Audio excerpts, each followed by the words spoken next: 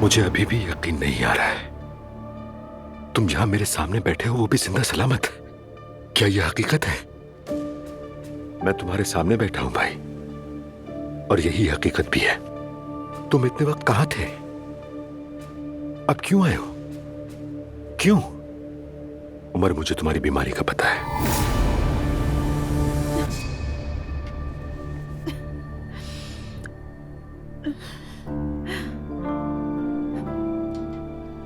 मेरी जान, क्या तुम्हें अभी भी ठंड लग रही है?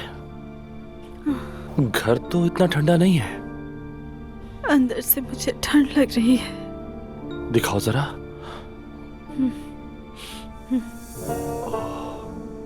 तुम्हें तो बहुत बुखार है।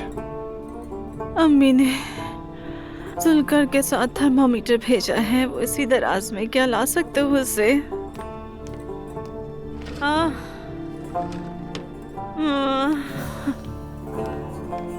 उफ उफ उफ। उठ के बैठो नूर।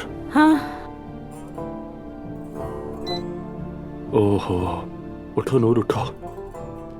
चलो कहाँ? चलो, हमें डॉक्टर के पास चलना होगा। तुम्हें बहुत ज्यादा बुखार है। चलो उठो। मैं नहीं जा सकती, मुझसे नहीं चला जा रहा। नहीं, ये सिचुएशन ऐसी नहीं है जो दवा से खत्म हो जाए नूर। चलो तैयार हो जाओ, उठो उठो उठो उठो उठो। चलो शाबाश, हिम्मत करो, चलो शाबाश। थोड़ा सा पानी पी लो।